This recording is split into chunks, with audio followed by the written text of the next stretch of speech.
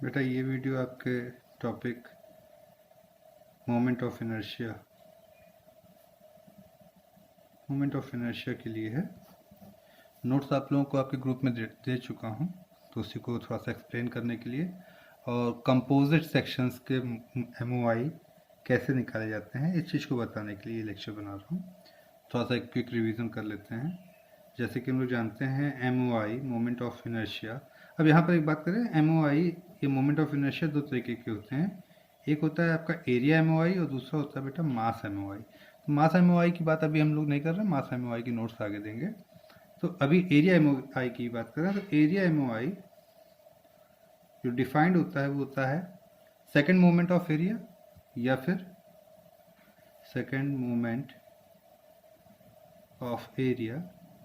ये second moment कहने का मतलब है मोमेंट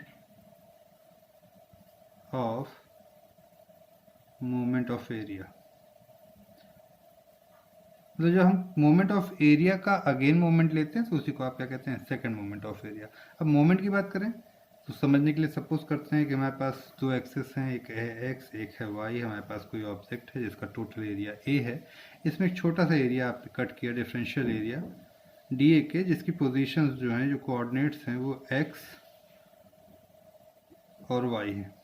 तो अगर मैं इस एरिया डी ए का वाई एक्सिस के अबाउट मोमेंट निकालना चाहूँगा तो एरिया मेरी क्वांटिटी है या प्रॉपर्टी है और उसकी वाई एक्सिस से जो डिस्टेंस है वो एक्स है। तो मोमेंट का मतलब हो गया डिस्टेंस इनटू प्रॉपर्टी या quantity x into D A. ये बेटा आपका फर्स्ट मोमेंट होगा, या जिसे सिंपल भाषा में आप मोमेंट भी कहते हैं, फर्स्ट मोमेंट ऑफ एरिया। अब इस एक्स इंटू डी ए, ये जो आपके पास एक प्रॉपर्टी आई फर्स्ट मोमेंट, अगर आप इसका अगेन मोमेंट लें, मतलब मोमेंट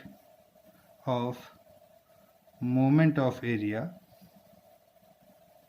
तो बेटा प्रॉपर्टी जिसकी हम मोमेंट ले रहे हैं वो है मोमेंट ऑफ एरिया, जिसकी वैल्यू है एक्स इंटू डी ए। और उसका जब मोमेंट लेंगे तो इसमें एक एक्स का मल्टीप्लाई और हो जाएगा, ये हो जाएगा आपके पास एक्स स्क्वायर डी ए, जिसे आप कहते हैं सेकेंड मोमेंट ऑफ एरिया। और ये कुछ और नहीं है बेटा, ये आपका एरिया MOI है, जिसे आप I से रिप्रेजेंट करते हैं। किससे रिप्रेजेंट करते हैं? I से। अब चूंकि ये आपके एक डिफरेंशियल एरिया DA का मोमेंट है तो इसे आप कह सकते हैं डिफरेंशियल MOI। तो DI बराबर हो जाएगा आपके पास एक्स स्क्वायर DA। अगर आप टोटल मोमेंट निकालना चाहते हैं, टोटल एरिया MOI, तो आपको प्रॉपर लिमिट्स में इस क्वांटिटी को इंटीग्रेट करना पड़ेगा। टोटल एरिया में क्या होगा? प्रॉपर लिमिट इंटीग्रेशन किसका बेटा? ये जो आपके पास आई है प्रॉपर्टी या इक्वेशन, तो आई इज इक्वल टू होगा integration D I, that is integration X square D A. अब यहाँ पर एक चीज़ और, क्योंकि ये आपने जो एरिया MOI निकाला किसके अबाउट निकाला? वाई एक्सिस के अबाउट निकाला, इसलिए आप इसका नाम रख देंगे I Y Y, that is ये है आपका area MOI about Y axis. तो I Y Y is equal to integration D I Y Y, यहाँ पर भी वाई वाई लिख देते हैं, is equal to X square integration X square D A. यहाँ से आपके पास एक फॉर्मूला आता है कि I Y Y is equal to integration X square D A. Similarly इसी तरीके से अगर आप एक्स एक्सिस के अबाउट निकालना चाहते हैं तो एक्स एक्सिस के लिए जो आर्म है, जो डिस्टेंस है वो है y, that is I x x is equal to हो जाएगा इंटीग्रेशन डिस्टेंस का स्क्वायर, डिस्टेंस है वाई, वाई का स्क्वायर इंटू डी ए। तो ये दो फॉर्मूले आपके पास हो गए आई एक्स एक्स और आई वाई वाई के लिए। अब इसी मोमेंट ऑफ इनर्शिया में दो थ्योरम्स थी, जिन दो थ्योरम्स के बारे में भी नोट्स दी हुई है। पहली जो आपकी थ्योरम है वो है आपके पास perpendicular axis theorem, perpendicular axis theorem, और दूसरी है पैरेलल एक्सिस थ्योरम। ठीक है, तो पहले परपेंडिकुलर एक्सिस थ्योरम की बात कर लेते हैं। परपेंडिकुलर एक्सिस थ्योरम कहता है कि अगर आपके पास एक ऑब्जेक्ट है जिसका टोटल एरिया A है, आप किसी पॉइंट के अबाउट इसका MOI निकालना चाहते हैं, जो पॉइंट या एक एक्सिस के अबाउट आप MOI निकालना चाहते हैं जो किसी पॉइंट O से जा रहा है, और इस एरिया के प्लेन के परपेंडिकुलर है। एरिया के प्लेन के परपेंडिकुलर मतलब इस तरीके से, सही है। मतलब जैसे ये आपका जो पेपर का प्लेन है, ये आपके ऑब्जेक्ट का प्लेन है, और एक एक्सिस जो इस प्लेन के परपेंडिकुलर इस तरीके से हो इस पे, तो मान लेते हैं ये पॉइंट O, और यहाँ से जाने वाली जो एक्सिस है वो होगी बेटा ZZ। ठीक, तो आपने ये एक ऑब्जेक्ट ले लिया, इसमें छोटा सा एक एरिया ले लिया DA, और DA से इस पॉइंट तक की जो डिस्टेंस है वो है बेटा R। तो आप ये जानते हैं कि किसी पॉइंट के अबाउट MOI उसका सेकेंड मोमेंट ऑफ एरिया होता है। तो DA का O के अबाउट सेकेंड मोमेंट मतलब डिस्टेंस का स्क्वायर कितना होगा, यहाँ पे मैं रफली लिख रहा हूँ। डिस्टेंस है बेटा R, तो R का स्क्वायर, एरिया है A, तो DA टोटल निकालना है तो इंटीग्रेट करेंगे, ये होगा आपका बेटा IZZ। तो ये IZZ होगा इंटीग्रेशन R² DA। लेकिन परपेंडिकुलर एक्सिस थ्योरम ये कहती है कि अगर आपके पास एक ऑब्जेक्ट है और किसी पॉइंट पर से एक एक्सिस जो कि ऑब्जेक्ट के प्लेन, मतलब ये कागज जो है, ये आपका जो शीट है, के परपेंडिकुलर है, तो उस पॉइंट के अबाउट MOI दो mutually perpendicular axis, mutually perpendicular axis कौन सी है बेटा, एक एक्सिस ये है, देखिए म्यूचुअली परपेंडिकुलर एक दूसरे से, पहली एक्सिस ली जा रही है x और दूसरी ली जा रही है y। तो दो म्यूचुअली परपेंडिकुलर एक्सिस के अबाउट MOI के समेशन के इक्वल होगा, जहाँ पे कंडीशन है कि ये म्यूचुअली परपेंडिकुलर एक्सिस आपके ऑब्जेक्ट के प्लेन में होंगी और उसी पर्टिकुलर पॉइंट से जा रही होंगी जैसे जिस पर से परपेंडिकुलर एक्सिस जा रही थी। परपेंडिकुलर एक्सिस कहाँ से जा रही थी बेटा, पॉइंट O से। तो एक्स एक्सिस और वाई एक्सिस भी कहाँ से जा रही हैं, पॉइंट O से। अब थोड़ा सा और फिगर को कंप्लीट कर लेते हैं। ये डिस्टेंस R थी बेटा, अगर मैं इस DA की पोजीशन x और y के रिस्पेक्ट में बताऊं तो ये डिस्टेंस x है और ये डिस्टेंस y है। ठीक है, फिगर से, फ्रॉम फिगर हम ये कह सकते हैं कि R² is equal to x² plus y²। बेटा ये एक राइट एंगल ट्राइंगल बन रहा है, ये y है, ये R है और ये डिस्टेंस कितनी है, x है। ठीक है, तो पाइथागोरस थ्योरम से आप कह सकते हैं R² is equal to x² plus y²। यहाँ पे रख देते हैं, क्या आ जाएगा आपके पास बेटा, IZZ equal to integration R² की जगह हमने लिख दिया x² plus y² DA। Open कर देते हैं, तो integration x² DA plus integration y² DA। अभी थोड़ी देर पहले हम लोगों ने डेफिनेशन पढ़ा हुआ है कि इंटीग्रेशन x² DA क्या है बेटा, IYY, और इंटीग्रेशन y² DA क्या है, IXX। तो रिप्लेस कर देते हैं, integration x² DA that is IYY और इंटीग्रेशन y² DA मतलब IXX। तो IZZ बराबर IXX प्लस IYY। यहाँ पर ये जो IZZ है, क्योंकि जिस एक्सिस के अबाउट लिया गया है इसे आप पोलर एक्सिस कहते हैं, polar axis. IZZ equal to polar axis area MOI, इसीलिए इसे आप पोलर MOI भी कहते हैं और जिसे आप J से रिप्रेजेंट करते हैं। ठीक है, तो आप इसको इस तरह से भी कह सकते हैं, J is equal to IZZ is equal to IXX plus IYY। तो ये है बेटा आपकी परपेंडिकुलर एक्सिस थ्योरम। नेक्स्ट आती है आपके पास पैरेलल एक्सिस थ्योरम। देखें, पैरेलल एक्सिस थ्योरम कहती है कि आपके पास कोई ऑब्जेक्ट है जिसका टोटल एरिया A है, जिसका सेंट्रॉयड C है। अगर आप इस ऑब्जेक्ट A का किसी एक्सिस, ये है आपके पास एक्सिस AB के अबाउट MOI निकालना चाहते हैं, मतलब आप IAB निकालना चाहते हैं, तो IAB की वैल्यू होगी बराबर होगी किसके, आपके इस AB एक्सिस के पैरेलल एक्सिस जो कि सेंट्रॉयड से जाती हो। AB एक्सिस के पैरेलल एक्सिस जो सेंट्रॉयड से जाती है वो ये है बेटा, जिसे आपने यहाँ पे GG नाम दे दिया। तो IAB बराबर होगा कि AB के पैरेलल सेंट्रॉयड से जाने वाली एक्सिस के अबाउट MOI, जिसे आप IG कहेंगे, प्लस आपके ऑब्जेक्ट का एरिया A, इनटू इन दोनों एक्सिस के बीच की डिफरेंस, जो डिस्टेंस है मान लेते हैं h, के स्क्वायर का प्रोडक्ट। ठीक, तो आई ए बी बराबर होगा आई G plus A H square, जहाँ पे देखें ए क्या है बेटा आपके ऑब्जेक्ट का एरिया, एच क्या है दोनों परपेंडिकुलर एक्सिस थ्योरम, आपकी परपेंडिकुलर एक्सिस आपकी एक्सिस जिसके अबाउट आप निकालना चाहते हैं ए बी, और इसके पैरेलल सेंट्रॉयड से जाने वाली सेंट्रॉयड एक्सिस जी जी के बीच का डिस्टेंस कितना है एच। तो ए आपका टोटल एरिया है, एच आपके दोनों एक्सिस के बीच के स्क्वायर डिस्टेंस है, उसका स्क्वायर उसका product A H square plus I G, I G क्या है बेटा इस एक्सिस के अबाउट, आई जी है आपका M O I about centroidal axis. ठीक, तो आई जी मतलब इस जी के अबाउट आपका जो एम ओ आई आएगा उसे आप आई जी कह रहे हो, तो आई जी इन दोनों के जो आपका समेशन होगा वही होगा आपका आई ए बी के बराबर। अब इसको निकालने के लिए क्या करें, आप एक छोटा सा ऑब्जेक्ट ले लें, यहाँ पर एक डिफरेंशियल एरिया ले लें डी ए, जो कि आप मान लें कि आपकी सेंट्रॉयडल एक्सिस से डिस्टेंस पे है, वो है वाई डिस्टेंस पे। अब यहाँ पे ध्यान दीजिएगा, मेरे समझाने के तरीके को समझिएगा, नोट्स में मैंने हो सकता है कि अलग अलग नाम लिए हों, यहाँ से ही समझ सकते हैं, कोई दिक्कत नहीं है। ठीक है, मैं इस डी ए का एम ओ आई निकालना चाहता हूँ ए बी के अबाउट, तो बाय डिफिनीशन क्या पता है हमें बेटा, हम देखिए डिफरेंशियल एलिमेंट का निकाल रहे हैं इसलिए डी लगा देंगे, डी किसके अबाउट निकालना चाह रहे हैं ए बी के अबाउट, तो डी आई ए बी बराबर क्या होता है बेटा डिस्टेंस का स्क्वायर, जो भी आपका एरिया है उसका आपकी एक्सिस से डिस्टेंस जो है उसका स्क्वायर इनटू एरिया।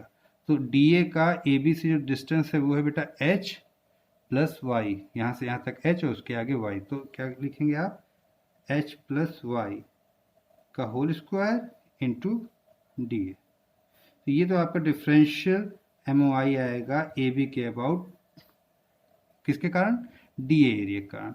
अब टोटल निकालना चाहते हैं आप, तो टोटल एम ओ आई अगर आप निकालना चाहते हैं तो क्या करेंगे बेटा इंटीग्रेट कर देंगे, तो आप लिखेंगे कि आई ए बी बराबर क्या होगा integration D I A B is equal to integration H plus Y का whole square into D A. ठीक है, अब ये एच प्लस वाई का होल स्क्वायर जो इसको ओपन कर लेते हैं, तो आप कहेंगे आई ए बी बराबर integration H square plus Y square plus two H Y into D A. Open कर ले तीन टर्म्स आ जाएंगे आपके पास, integration H square D A plus integration Y square D A और plus two H integration Y D A. ये है आपके पास आई ए बी। अब हर एक टर्म के बारे में चर्चा कर लेते हैं। देखिए पहली टर्म जो है आपकी first term integration H square D A, ये बराबर होगा बेटा देखिए एच कांस्टेंट है तो एच को बाहर ले लेते हैं, इंटीग्रेशन डी ए, ऐसा क्योंकि चूंकि एच आपका कांस्टेंट है। अब इंटीग्रेशन डी ए टोटल एरिया, तो ये हो जाएगा आपके पास एच स्क्वायर और इंटीग्रेशन डी ए का मतलब टोटल एरिया ए, तो पहली टर्म का जो प्रोडक्ट आएगा जो फाइनल आएगा वो होगा आपके पास H square A. Second term की बात करें, सेकेंड टर्म है आपके पास integration Y square D A. अब Y square D A figure से देखें, वाई स्क्वायर डी ए की किस एक्सिस से दूरी है बेटा वाई जी से, तो मतलब वाई स्क्वायर डी ए क्या बता रहा है डी ए का एम ओ आई किसके अबाउट जी एक्सिस के अबाउट, सेंट्रोइडल एक्सिस के अबाउट, जिसे आप क्या कहते हैं आई जी। तो integration Y square D A क्या बता रहा है आई जी, जो कि है area M O I about centroidal axis. ठीक है, थर्ड टर्म की बात करें तीसरी, तो वो है आपके पास two H integration Y D A. Two H constant है, इसकी बात नहीं करें, हमें इंटीग्रेशन वाई डी ए की ही बात करनी है। तो हम देखते हैं यहाँ पे इंटीग्रेशन वाई डी ए, ये बेटा जीरो होगा। क्यों जीरो होगा, क्योंकि किसी भी सेंट्रोइडल एक्सिस के अबाउट फर्स्ट मोमेंट जीरो होता है, first moment of area zero होता है। क्यों होता है भाई, जैसे ये है आपके पास एक ऑब्जेक्ट, आपने ये ले रखा है x और y, ठीक है, ये है सेंट्रॉयड और सेंट्रॉयड से ये डिस्टेंस जो है ये है आपकी y बार। ठीक, तो आप क्या जानते हैं कि y bar is equals to, अगर y बार को निकालना चाहे तो integration y D A object over integration D A. ठीक, जो कि यहाँ पर आपके वाई बार की वैल्यू दे रहा है। अब अगर आप ये एक्सिस को आप इसी पे शिफ्ट कर देते हैं, पहले थोड़ा कम कर देते हैं यहाँ पे।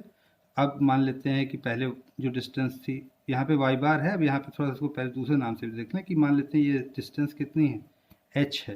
तो अब अगर आपने हाफ कर दिया तो ये डिस्टेंस हो गई h/2, ठीक है। अगर ये h/2 हो गई तो अब h/2 करने के लिए ये डिस्टेंस कम हो गई, तो अभी भी वही आप कहेंगे वाई बार बराबर h/2 बराबर integration Y D A over integration D A. और अगर अब इसी एक्सिस को आप इस पॉइंट सी पर शिफ्ट कर देंगे, मतलब ये एक्सिस आपकी कौन सी बन जाएगी, सेंट्रॉयडल एक्सिस बन जाएगी।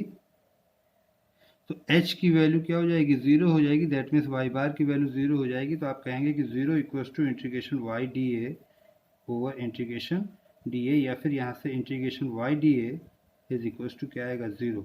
मतलब अगर आपकी सेंट्रॉयडल एक्सिस के अबाउट आप फर्स्ट मोमेंट ऑफ एरिया लेते हैं तो वो 0 आएगा। तो क्योंकि यहाँ पे फिगर से देखें, ये जो वाई डी ए की बात कर रहे हैं, ये किसके अबाउट ले रहे हैं आप, सेंट्रॉयडल एक्सिस के अबाउट ले रहे हैं, इसलिए ये इंटीग्रेशन वाई डी ए किसको रिप्रेजेंट कर रहा है, first moment of area about centroidal axis, और first moment of area about centroidal axis 0 होता है। इसलिए ये जो वैल्यू होगी इंटीग्रेशन वाई डी ए, ये 0 होगी। तो ये 0 है, तो इसलिए 2h integration Y D A, ये टर्म भी 0 होगी। अगर ये 0 है, ये थर्ड टर्म थी आपकी, तो तीनों टर्म की वैल्यू उठा के आपने जो इक्वेशन थी उसमें रख देते हैं।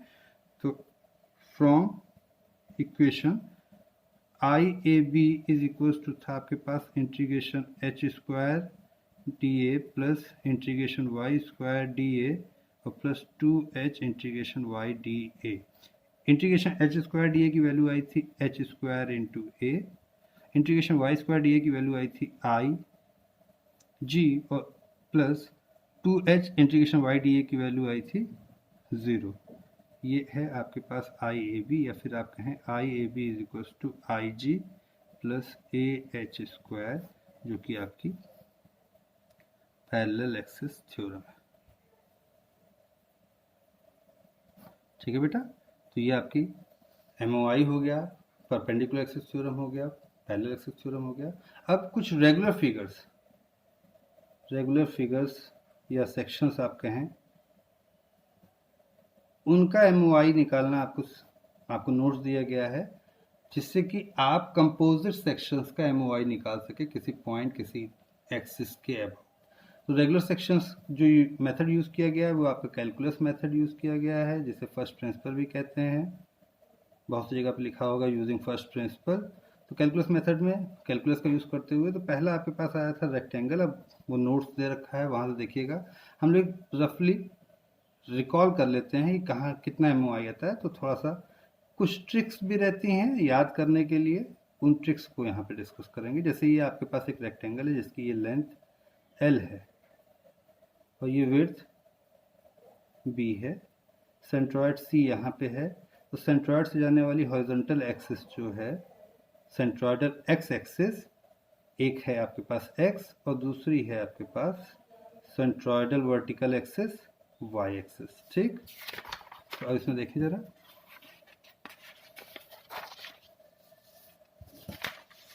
यहाँ पर चेक करते हैं। ठीक, ये है आपके पास फिगर। आप आई एक्स एक्स देखिए भाई, आई का मतलब MOI, एक्स एक्स का मतलब एक्सिस का नाम बता रहा है, एक्स एक्सिस ये है। अब यहाँ पर एक्स एक्सिस के साथ कंडीशन ये है कि एक्स एक्सिस सेंट्रॉयड से जा रही है, इसलिए आप इसे सेंट्रॉयडल एक्सिस के अबाउट कहेंगे, मतलब आई एक्स एक्स सेंट्रॉयडल। क्या वैल्यू आएगी बेटा, इसकी वैल्यू आएगी b³ L/12। चेक कर लीजिएगा, आपने जो निकाला होगा उसमें ये वैल्यू आई होगी।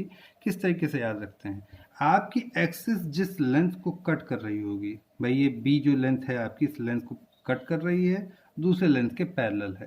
तो जिस लेंथ को कट कर रही हो उस डायमेंशन का क्यूब दूसरी वाली dimension single time divide by 12। Rectangle के केस में, किस केस में बेटा, रेक्टेंगल के केस में, सही है। अब इस चीज को कैसे देखेंगे दूसरी तरीके से, अगर मैं IYY निकालूं, IYY किसके अबाउट, सेंट्रॉयडल एक्सिस के अबाउट, तो y एक्सिस जिस लेंथ को कट कर रही है वो कौन सी है बेटा, L।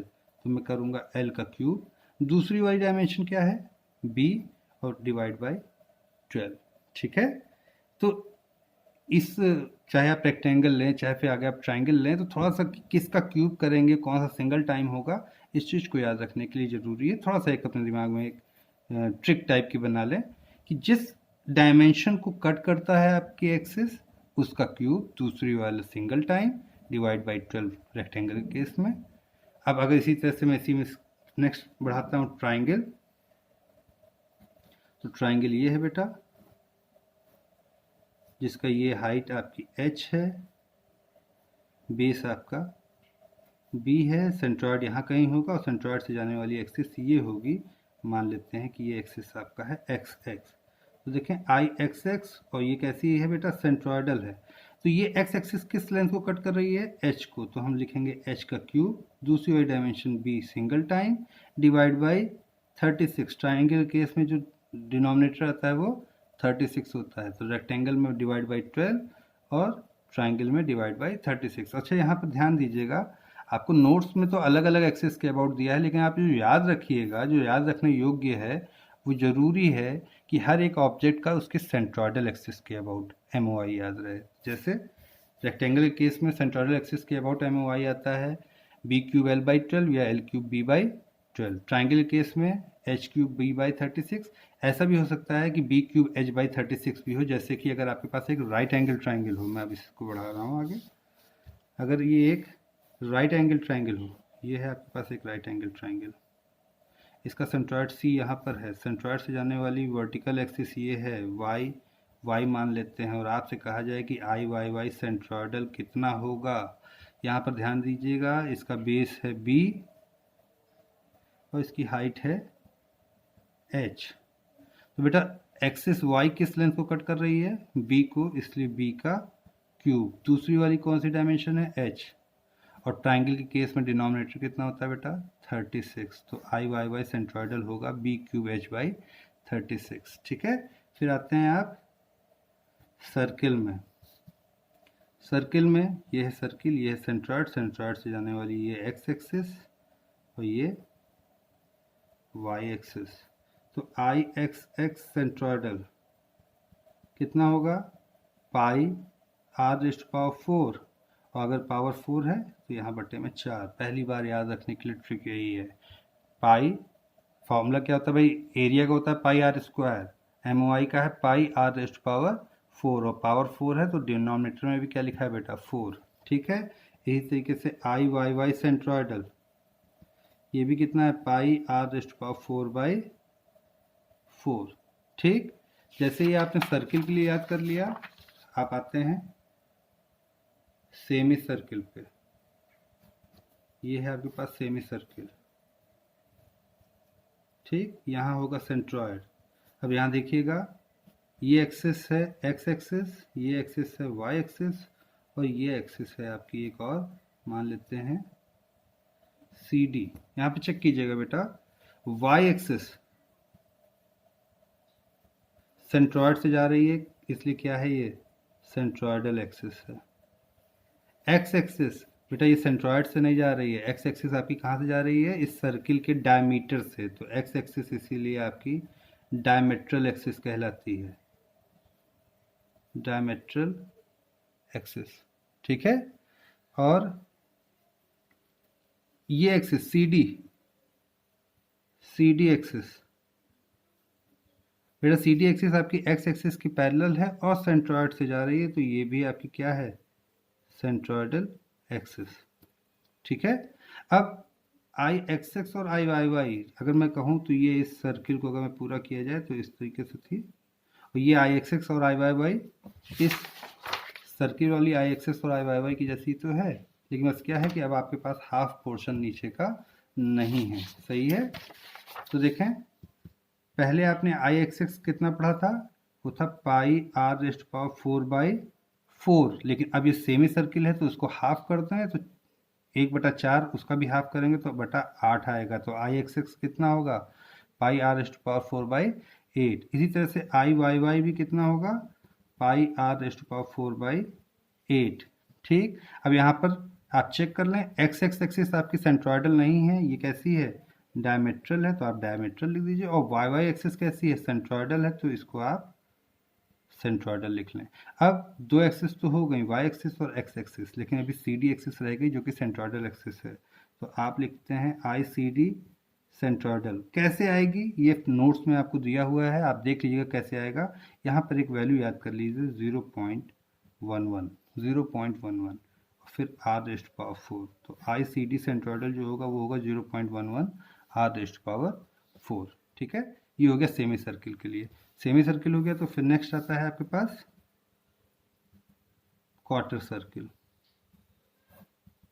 क्वार्टर सर्किल ये है बेटा, क्वार्टर सर्किल ये एक्स एक्सिस, ये वाई एक्सिस और ये है आपका क्वार्टर सर्किल। ये सेंट्रोइड सी, सेंट्रोइड सी से जाने वाली एक्स एक्सिस की पैरेलल सेंट्रोइडल एक्सिस है सी डी और वाई एक्सिस के पैरेलल सेंट्रोइडल एक्सिस है ई एफ। यहाँ पे ध्यान दीजिएगा एक्स एक्स और वाई वाई, ये एक्स एक्सिस और वाई एक्सिस जो है बेटा ये सेंट्रोइड से नहीं जा रही, बल्कि अगर ये कहा जाए तो ये आपके इस सर्किल के डायमीटर से होके जा रही है। तो दैट मीन्स ये आपकी डायमेट्रल एक्सिस हैं। तो अब आई एक्स एक्स जो कि सेंट्रोइडल नहीं है, आई एक्स एक्स की वैल्यू भाई पहले आई एक्स एक्स की वैल्यू सेमी सर्किल के लिए आई एक्स एक्स की value I pi R raised power 4/8 या आई वाई वाई की value I pi R raised power 4/8। अब क्वार्टर सर्किल सेमी सर्किल का हाफ है, अगर क्वार्टर सर्किल सेमी सर्किल का हाफ है तो बटा 1/2 और कर दीजिए, 1/2 और कर दीजिए। तो आई एक्स एक्स की वैल्यू आएगी पाई आर रेस्ट पावर 4/1/2 8, मतलब ये हो जाएगा 16। भाई जब इसमें 1/2 करेंगे तो आप 2 का 8 से मल्टीप्लाई हो जाएगा 16 हो जाएगा। इसी तरह से आई वाई वाई कितना होगा पाई आर रेस्ट पावर 4/16। लेकिन इससे हमें मतलब नहीं है, मैंने पहले भी आपसे कहा कि हमें हर एक ऑब्जेक्ट के सेंट्रोइडल एक्सिस के अबाउट एमओआई से मतलब है। सेंट्रोइडल एक्सिस कौन सी बेटा, सी डी और ई एफ। तो आई सी डी जो कि सेंट्रोइडल एक्सिस है, जरा चेक करें ये आई सी डी और ये सी डी सेम है एक जैसे, सेंट्रोइड से जा रहे हैं, एक्स एक्सिस के पैरेलल हैं। यहाँ पर जो सी डी की वैल्यू है वो 0.11 आर रेस्ट पावर 4 किसके लिए बेटा, ये सेमी सर्किल के लिए। सही है, क्वार्टर सर्किल सेमी सर्किल का हाफ है, सेमी सर्किल के लिए वैल्यू थी 0.11 आर रेस्ट पावर 4 और क्योंकि क्वार्टर सर्किल हाफ है तो बटा 2 कर दीजिए, ये वैल्यू आ जाएगी 0.055 आर रेस्ट पावर 4 और यही है आपका आई सी डी सेंट्रोइडल। और इसी तरीके से आई ई एफ सेंट्रोइडल एक्सिस भी आपका आएगा 0.055 आर रेस्ट पावर 4। तो ये याद रखने के लिए है आपके पास कि आप किस तरीके से याद रखेंगे। तो सेमी सर्किल के लिए 0.11 आर रेस्ट पावर 4 ये याद कर लें कि उसकी एक सेंट्रोइडल एक्सिस जो कि डायमेट्रल नहीं है, जो कि डायमेट्रल नहीं है। यहाँ पर ध्यान दीजिएगा ये जो वाई एक्सिस है, ये वाई एक्सिस ये सेंट्रोइडल भी है और डायमेट्रल भी है। एक्स एक्सिस आपकी डायमेट्रल है, सेंट्रोइडल नहीं है, और सी डी एक्सिस आपकी सेंट्रोइडल है, डायमेट्रल नहीं। ठीक, तो इतनी चीज़ों को याद रखते हुए अगर आपको ये वैल्यूज याद हैं तब आप किसी कंपोजिट सेक्शन के लिए एरिया एमओआई निकाल सकते हैं। चलिए देखें भाई कंपोजिट सेक्शंस के लिए एरिया एमओआई कैसे निकालते हैं।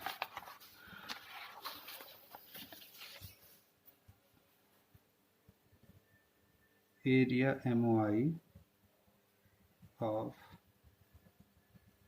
Composite sections. पहले एक छोटा सवाल लेके और ये समझा जाए कि हम उसमें करते क्या हैं एक्चुअली, जिससे कि अगर कोई चाहे तो उसको डिटेल करके भी कर सकता है और नहीं तो अगर जो एक फॉर्मूला हम लोग अभी बनाएंगे उस फॉर्मूले का यूज़ भी कर सकता है। सपोज कि मैं एक एल सेक्शन ले रहा हूँ, ये है आपका एल सेक्शन जिसका ये सेक्शन 1 है, ये सेक्शन 2 है। सेक्शन 1 का सेंट्रोइड यहाँ कहीं है C1, सेक्शन 2 का सेंट्रोइड C2 यहाँ पर है। ठीक है, ये आपके पास यहाँ पर एक एक्सिस है जिसका नाम है AB। ठीक, और आपसे कहा जा रहा है IAB कितना होगा। अगर आपको IAB निकालना है तो अब पहली चीज़ तो आपने आपके ऑब्जेक्ट के जो भी रेगुलर सेक्शंस थे उसको उसमें ब्रेक किया। अब रेक्टेंगल है, रेक्टेंगल का सेंट्रोइड C1 है, तो आपको AB के पैरेलल एक्सिस जो कि सेंट्रोइड से जाती हो आपको पता होना चाहिए। मान लेते हैं कि ये है आपका C1 से जा रही है इसलिए इसको भी C1 ही कह रहे हैं। दूसरा इसी ए बी के पैरेलल C2 से जाने वाली एक्सिस जो सेंट्रोइडल है वो ये है, ठीक है। अब अगर आपको आई ए बी निकालना है तो इसका मतलब है कि आई ए बी बराबर होगा I A B due to 1 plus I A B due to 2। सही है, मतलब ए बी एक्सिस के about M O I section 1 के कारण प्लस ए बी एक्सिस के about M O I section 2 के कारण। अब आई ए बी 1 निकालना चाह रहे हैं आप, तो देखें जरा आई ए बी 1 कैसे निकलेगा, पैरेलल एक्सिस थ्योरम से, ठीक है। पैरेलल एक्सिस थ्योरम से आई ए बी 1 क्या होगा, क्योंकि आप सेक्शन 1 का एम ओ आई निकाल रहे हैं किसके अबाउट, ए बी के अबाउट, तो आपने लिखा आई ए बी 1 बराबर, पहला टर्म होता था बेटा आई जी, मतलब सेंट्रोइडल एक्सिस के about M O I, section 1 के सेंट्रोइड C1 से जाने वाली एक्सिस जो कि ए बी के पैरेलल हो उस पे आपका एम ओ आई, तो इसे आपने कहा आई C1 या G1 प्लस सेक्शन 1 का एरिया A1 इंटू ये दोनों एक्सिस, ये जो है आपकी ए बी और ये इसके बीच की जो डिस्टेंस है इसे आपने कहा कि ये है H1, तो इंटू H1 का स्क्वायर, ये हो गया पहला आई ए बी 1। इसी तरीके से आप निकालेंगे आई ए बी 2, मतलब सेक्शन 2 के कारण ए बी के अबाउट एम ओ आई कितना होगा भाई, आई ए बी 2 बराबर ए बी के पैरेलल C2 सेंट्रॉइड से जाने वाली एक्सिस ये है, इसके अबाउट एम ओ आई जिसे आप कह रहे हैं आई G2 प्लस सेक्शन 2 का एरिया A2 इंटू दोनों एक्सिस के बीच की डिस्टेंस, ये दोनों एक्सिस के बीच की डिस्टेंस ये है बेटा H2, तो इंटू H2 का स्क्वायर, ये हो गया इक्वेशन 2। इक्वेशन 1 से आई बी 1 मिल गया, इक्वेशन 2 से आई ए बी 2 मिल गया, तो अब दोनों को जोड़ दीजिए from equation 1 and 2। I A B बराबर I A B 1 plus I A B 2 that is I G 1 plus A 1 H1 का square plus I G 2 plus A 2 H2 का स्क्वायर, ये होगा बेटा आई ए बी, ठीक है। अगर इसे थोड़ा समेशन फॉर्म में लेना चाहे तो हम क्या लिखेंगे कि आई ए बी बराबर summation I G I plus A I H I का होल स्क्वायर, ठीक। अब यहाँ पर आई की वैल्यू 1 to n, अभी भाई 2 के लिए था तो n की वैल्यू 2 हो गई, तो एक बार 1 रखेंगे एक बार 2 रखेंगे, अगर यहीं पे 3 कंपोनेंट होते, 4 होते, 5 होते तो आप वैल्यू बढ़ाते जाते, ठीक। तो अगर आप इसको एक्सपेंड करेंगे, क्योंकि सिंस अब इस पर्टिकुलर केस में देखें, इस पर्टिकुलर केस में n की वैल्यू कितनी है, 2 है, 2 ही सेक्शन है, तो आई 1 to 2 होगा, तो ये हो जाएगा आई जी 1 प्लस H1 का square plus I G 2 plus A 2 H2 का स्क्वायर, यही चीज़ जो पहले लिखी थी, ये हो गया आई ए बी। यहाँ पर ध्यान देने की बात है कि ये दोनों सेक्शन एक दूसरे के साथ एडअप किए जा रहे हैं। अगर ये सेक्शन 1 में से सेक्शन 2 घटाया जा रहा होता, जैसे सपोज कीजिए आपके पास एक ये फिगर है, ये सेक्शन 1 है और इसमें से ये सेक्शन 2 रिमूव कर दिया जा रहा है, ये सेक्शन 2 रिमूव कर दिया जा रहा है और ये है आपके पास ए बी, पहले वाले का सेंट्रॉइड C1 ये है, दूसरे वाले का सेंट्रॉइड C2 ये है, और आपसे कहा जाए कि आई ए बी कितना होगा, तो आप कहेंगे ये होगा बेटा आई G1 प्लस A1 H1 का स्क्वायर माइनस आई G2 प्लस A2 H2 का स्क्वायर। तो जो सेक्शन रिमूव किया जाएगा उसके दोनों टर्म आई जी और A2 दोनों टर्म क्या होंगे, रिमूव होंगे, या इसको इस तरह से भी कह सकते हैं आई ए बी बराबर I A B 1 minus I A B 2, ठीक है। तो अब इसके लिए एक जनरल फॉर्मूला टाइप का बना लिया है, क्योंकि ज़्यादातर केसेस में ऐसा होगा कि आपको सेंट्रॉइड निकालने होंगे या सेंट्रॉइड फाइंड करना होगा, तो अगर उस फॉर्मूले को यूज़ करना हम लोग सीख जाएं तो हम बड़े आसानी से किसी कंपोजिट सेक्शन का एमओआई निकाल सकते हैं, ठीक है। जरा उस फॉर्मूले को देखें। ज़्यादातर आपको 2 ही एक्सिस दी जाएगी, या तो आपकी एक्सिस एक हॉरिजॉन्टल होगी या तो फिर वर्टिकल होगी तो पहला फॉर्मूला जो मैं लिख रहा हूँ वो लिख रहा हूँ हॉरिजॉन्टल के लिए, आई हॉरिजॉन्टल। किसी हॉरिजॉन्टल एक्सिस के अबाउट अगर आपसे एमओआई निकालने को कहा जाए, आपके एक कंपोजिट सेक्शन में कोई एक एक्सिस है जो कि हॉरिजॉन्टल है, ठीक है, तो उसके अबाउट आप निकालने के लिए आपके पास जो जनरल फॉर्मूला होगा वो होगा summation I 1 to n I G आई, ये पहले की तरह ही जैसे अभी यहाँ लिखा था, ये देखिए आई G I plus A I into Y minus Y आई का होल स्क्वायर, ठीक है। यहाँ डिफरेंस भी कर सकते हैं लेकिन माइनस कर लीजिए, कोई दिक्कत नहीं, क्योंकि ये स्क्वायर टर्म है, तो अगर ये वैल्यू नेगेटिव भी आनी होगी तो स्क्वायर पॉजिटिव आ जाएगा। यहाँ पे y माइनस वाई आई जो है ये डिफरेंस दिखा रहा है, अब डिफरेंस का स्क्वायर करेंगे आप तो पॉजिटिव वैल्यू मिलेगी, अगर डिफरेंस नेगेटिव आएगा तब भी और पॉजिटिव आएगा तब भी। तो ये आपके पास एक जनरल फॉर्मूला बन गया हॉरिजॉन्टल एक्सिस के लिए। और इसी तरह से आई वर्टिकल एक्सिस के लिए आप लिखेंगे समेशन आई 1 to n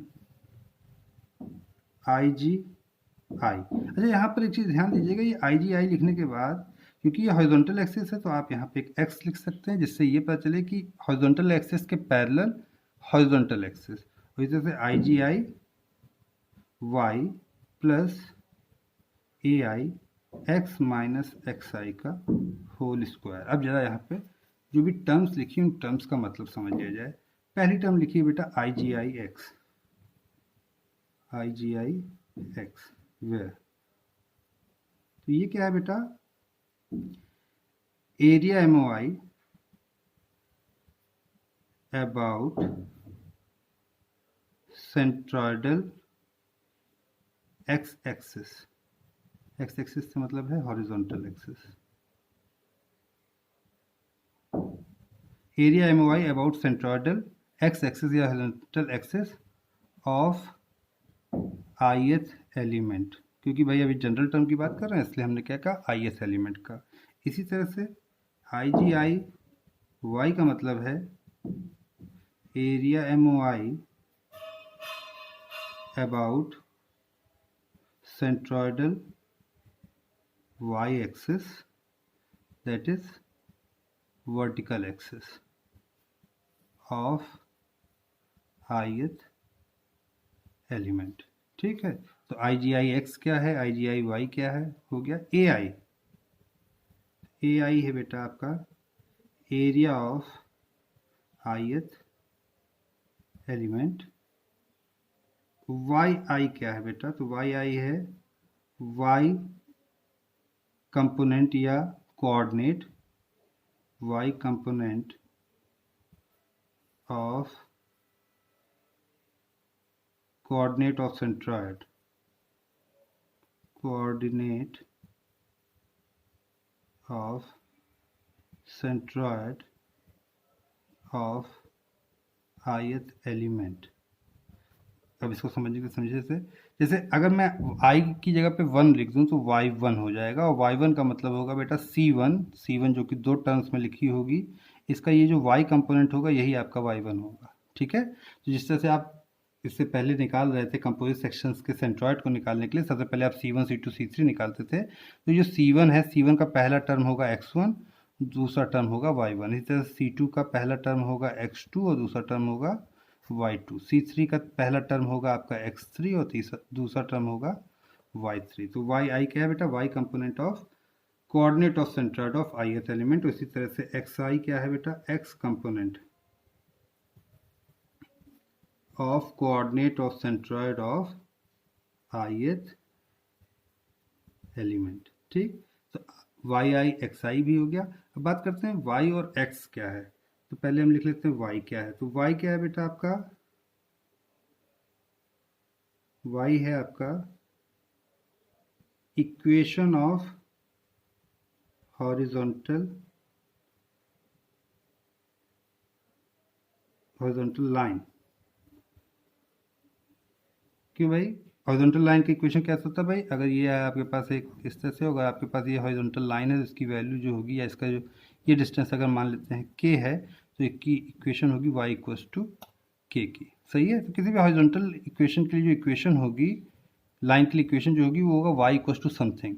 इसी तरह से अगर कोई आपके पास वर्टिकल लाइन है तो वर्टिकल लाइन के लिए मान लेते हैं ये जो डिस्टेंस है ये है डब्लू, तो इसके लिए जो इक्वेशन होगी वो होगी एक्स इक्वल्स टू डब्लू की।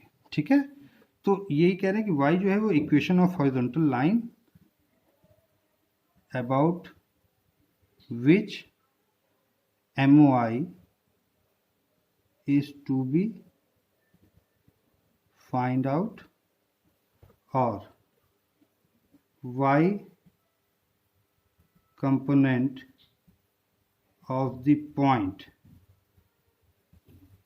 about which MOI is to be find out। मतलब या तो जिस लाइन के अबाउट निकालना चाह रहे हैं, क्योंकि आप वाई वाला टर्म कहाँ आ रहा है बेटा, हॉरिजॉन्टल में, तो हॉरिजॉन्टल लाइन की इक्वेशन जिसके अबाउट आप निकालना चाह रहे हैं, या किसी पॉइंट पे अगर आप निकालना चाह रहे हैं, सपोज कीजिए इस पॉइंट के अबाउट आप MOI निकालना चाह रहे हैं, तो इस पॉइंट के जो कोऑर्डिनेट्स होंगे वो होंगे x और y। तो इस पॉइंट का जो ये y कोऑर्डिनेट होगा वही y component of the point about which MOI is to be find out. Similarly अगर आप x की बात करें तो x होगा आपका इक्वेशन ऑफ वर्टिकल लाइन और x component of point about which MOI is to be find out। ठीक है, जिसके अबाउट आपको MOI फाइंड आउट करना है। अब इस चीज़ को सही सही समझने के लिए कि किस तरह से यूज़ किया जाएगा, एक न्यूमेरिकल हम लोग लेके चलते हैं, एक छोटा सा न्यूमेरिकल जो अभी समझने के लिए दिया था, एक एल सेक्शन का। इसी को हम लोग सॉल्व करते हैं कि किस तरीके से आएगा। ये फॉर्मूला सामने रखा जाए जिससे कि इसका यूज़ किया जा सके, और एक ये न्यूमेरिकल हम लोग बनाते हैं। देखें, जैसे ये आपके पास एक न्यूमेरिकल आ रहा है कि ये आपके पास एक एल सेक्शन है, ठीक, जिसकी डायमेंशन दे रखी है कि ये आपके पास है 100 mm की, ये इसकी जो थिकनेस है ये है 20 mm, ये थिकनेस भी है 20 mm, और ये जो इसकी हाइट, बस इस एक ब्रेक कर ले रहा हूँ, तो ये जो है ये है 120 mm की। ठीक, ये है पहला कंपोनेंट, ये है दूसरा कंपोनेंट। ठीक, रेफरेंस एक्सिस आपने ले ली, ये है एक्स एक्सिस और ये है वाई एक्सिस, ये है आपका ओरिजिन O। अब इस रेफरेंस एक्सिस के रिस्पेक्ट में यहाँ पर ये होगा आपका C2 और यहाँ पर ये होगा आपके पास C1। नाम दे देते हैं ज़रा इसमें कि ये O है, ये है A, ये है B, ये है C, ये है D और ये है E। पहली चीज़, अगर मैं बात करूँ C1 की, तो C1 की वैल्यू होगी, ये डिस्टेंस होगी 10, ये होगी 60, तो C1 के कोऑर्डिनेट्स आएंगे 10, 60। तो बेटा यहाँ तक की डिस्टेंस है, ये 60 और इसके नीचे ये 20, कुल मिला के ये डिस्टेंस होगी 80। तो C1 के कोऑर्डिनेट्स आएंगे 10, 80, और C2 के कोऑर्डिनेट्स आएंगे, ये होंगे, C2 का ये कोऑर्डिनेट होगा 100 का हाफ 50 और ये होगा 20 का हाफ 10, दैट इज़ 50, 10। इस साथ साथ एरिया भी लिख लेते हैं। A1 पहले वाले का एरिया होगा 120 इंटू 20, दैट इज़ 2400। ठीक, और दूसरे वाले का एरिया होगा 100 इंटू 20, दैट इज़ 2000। ठीक है, आपके पास C1 आ गया, आपके पास A1 C1 C2 आ गया, आपके पास A1 A2 आ गया। ये एकदम वैसे ही कर रहे हैं जिस तरह से इससे पहले कंपोजिट सेक्शंस के सेंट्रॉइड निकालने के लिए हम करते थे। अब आपको क्वेश्चन दिया हुआ है, find MOI of L section about line OE और एक्स एक्सिस। भाई ये देखिए, ये है लाइन OE, या तो आपसे कहा जा रहा है कि OE के अबाउट निकालिए या फिर एक्स एक्सिस के अबाउट निकालिए। ठीक है, अब सबसे पहली चीज़, जैसे ही आपको कोई लाइन दी जाए, आपकी रेफरेंस एक्सिस जो कि यहाँ पे आपने एक्स और वाई मान रखी, इसके रिस्पेक्ट में उस लाइन की इक्वेशन आप लिख लें। तो एक्स एक्सिस की इक्वेशन क्या होती है बेटा, y equals to 0। X axis की इक्वेशन y इक्वल्स टू 0 और y एक्सिस की इक्वेशन x इक्वल्स टू 0 होती है। ठीक है, तो इस लाइन की, OE लाइन की एक्स एक्सिस की इक्वेशन क्या है, y इक्वल्स टू 0, और आपको इसी OE के अबाउट MOI निकालना है। तो क्योंकि ओ ई आपकी हॉरिजॉन्टल लाइन है तो आप हॉरिजॉन्टल वाला फॉर्मूला यूज़ करेंगे। ये है आपका हॉरिजॉन्टल का फॉर्मूला। तो आप देखिए कैसे लिखेंगे, लिखेंगे आप आई और हॉरिजॉन्टल की जगह आपने एक्सिस का नाम लिख लें। क्या है एक्सिस का नाम? ये है ओ ई या एक्स एक्सिस, जो भी आप लिखना चाहें, ठीक है। तो ये आप लिख लेते हैं I O E is equals to, formula ये है ऊपर, यहाँ पे देखिए, यहाँ से लिखेगा ओ ई बराबर समेशन आई 1 to n। यहाँ पे कितने कंपोनेंट हैं? 2 हैं, मतलब 2 बार करेंगे तो पहली बार लिख रहे हैं। देखिए आई ओ ई बराबर आई जी, आई की जगह पे आप 1 रखते हुए हर जगह चलेंगे तो आई G 1 x plus A one, आई की जगह पे 1 रखा तो ए वन, वाई माइनस फिर वाई आई लिखा है तो वाई वन का होल स्क्वायर। ये पहली पूरी टर्म एक साथ। अब पहले वाले सेक्शन में दूसरा सेक्शन ऐड हो रहा है, क्योंकि दोनों ऐड हो रहे हैं इसलिए बीच में क्या साइन होगी बेटा? प्लस। दूसरा टर्म देखें, दूसरा टर्म फिर से अब आई की वैल्यू 2 रख लेंगे तो यहाँ पे क्या लिखेंगे? आई जी, आई की जगह पे 2 इंटू एक्स प्लस फिर ए आई का मतलब ए 2, फिर वाई माइनस वाई आई का मतलब y2 का होल स्क्वायर। सही है। फॉर्मूले को किस तरीके से आपने अपने इक्वेशन के हिसाब से खोला ये देखा आपने। तो आई ओ ई बराबर I G one X plus A one Y minus Y one का whole square plus I G two X plus A two Y minus Y two का होल स्क्वायर। अब हम सवाल को लगा के देखें। पहली चीज आती है बेटा I G one x. Ji one x का मतलब सी वन से जाने वाली हॉरिजॉन्टल एक्सिस। तो बेटा सी वन से जाने वाली हॉरिजॉन्टल एक्सिस ये है। सही है। अब C1 से जाने वाली ये हॉरिजॉन्टल एक्सिस किस डायमेंशन को कट कर रही है? 120 को। और किस तरह का फिगर है ये? रेक्टेंगल का। तो रेक्टेंगल में क्या होता है बेटा? बी एल क्यूब बाई 12 या एल क्यूब बी बाई 12। तो जिसको कट करे उसका क्यूब दूसरी वाली सिंगल टाइम। किसको कट कर रही है? 120 को। तो आई जी वन एक्स की वैल्यू क्या लिखेंगे आप? 120 का क्यूब इंटू दूसरी डायमेंशन क्या है रेक्टेंगल की? 20 डिवाइड बाई रेक्टेंगल है इसलिए क्या होगा बेटा? 12 प्लस ए वन की वैल्यू कितनी है? 2400 इंटू वाई क्या है बेटा? जिस लाइन के अबाउट निकाल रहे हैं उसकी इक्वेशन, लाइन क्या है? ओ ई या फिर एक्स एक्सिस, जिसकी इक्वेशन क्या है? वाई इक्वल टू 0, मतलब वाई की वैल्यू 0 माइनस वाई वन का मतलब सी वन का वाई कंपोनेंट, सी वन का वाई कंपोनेंट कितना है? 80 माइनस 80 का होल स्क्वायर। और ये पहला टर्म आपका आपने ब्रैकेट में बंद कर दिया plus I G two X मतलब C2 से जाने वाली एक्स एक्सिस। ये है बेटा C2 से जाने वाली एक्स एक्सिस। ठीक, किस डायमेंशन को कट कर रही है? 20। तो 20 का क्यूब इंटू दूसरी डायमेंशन क्या है रेक्टेंगल की? 100 डिवाइड बाय रेक्टेंगल है इसलिए 12। ये पहला टर्म हो गया प्लस। अब आ जाते हैं ए टू की वैल्यू कितनी है? 2000, यहाँ नीचे लिख दे रहा हूँ 2000। ठीक है। फिर ब्रैकेट में वाई की वैल्यू क्या है? इक्वेशन की वैल्यू, इक्वेशन से वैल्यू है वाई की 0 माइनस वाई टू C2 का वाई कंपोनेंट 10 का स्क्वायर, ब्रैकेट क्लोज। अब आप एक बार में अपनी वैल्यू को कैलकुलेट कर लें कैलकुलेटर से। कैलकुलेटर से कैलकुलेट करने से पहले एक चीज़ जरा करें, आप अपने कैलकुलेटर को साइंटिफिक मोड में कर लें। साइंटिफिक मोड में करने के लिए जरा देख लें बेटा इसमें कैसे करेंगे। यहाँ पर देखें, आपने मोड बटन को दबाएं और यहाँ पर आपके पास एक स्क्रीन पे आ जाएगा fix scientific and normal mode. तो ये साइंटिफिक मोड पॉइंट 2 पर है, 2 पे कर लें। अब ये आपके सिग्निफिकेंट नंबर्स को पूछेगा 0 to 9। इस नंबर्स को आप 3 पे सेट कर दें या फिर 4 पे सेट कर दें। 3 पे कर लें बेहतर रहेगा। तो 3 पे कर दिया तो अब मेरी जो भी वैल्यू आएगी वो आएगी 0.00 into 10 raise to power something. ठीक, इस मोड पे आप करके अपने कैलकुलेटर की तब कैलकुलेशन यूज़ करें।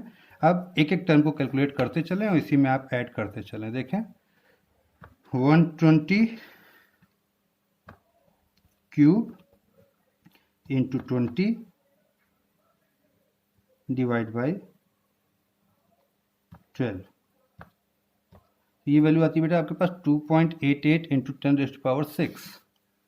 आप जब लगाएंगे इसको तो आप हो जाएगा आपसे 2.88 इंटू 10 रेज टू पावर 6।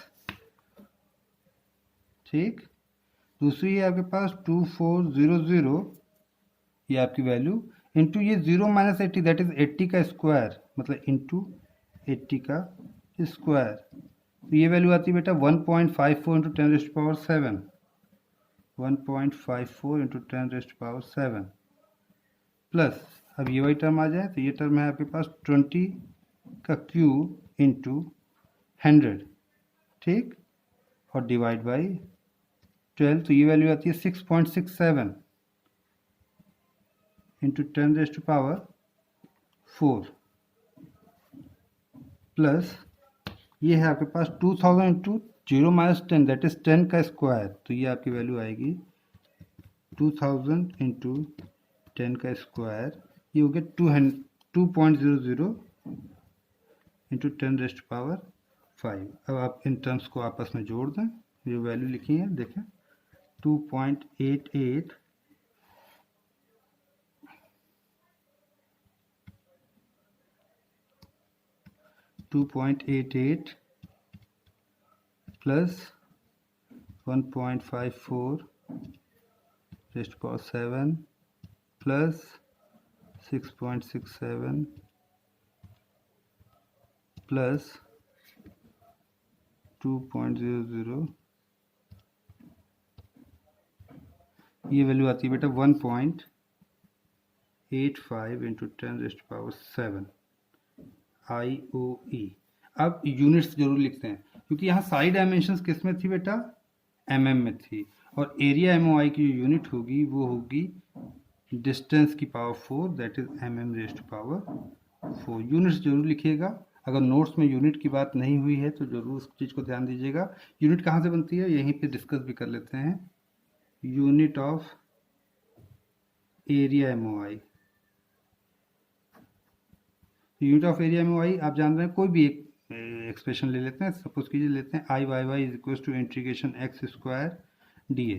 यहाँ पर ये x है, ये आपका बेटा है डिस्टेंस का स्क्वायर इंटू ये a जो है ये है बेटा आपका एरिया। अगर आप इसके डायमेंशंस में जाएंगे, डायमेंशनल फॉर्मूले पे जाएंगे, तो डिस्टेंस का मतलब होता है length into length that is length का स्क्वायर।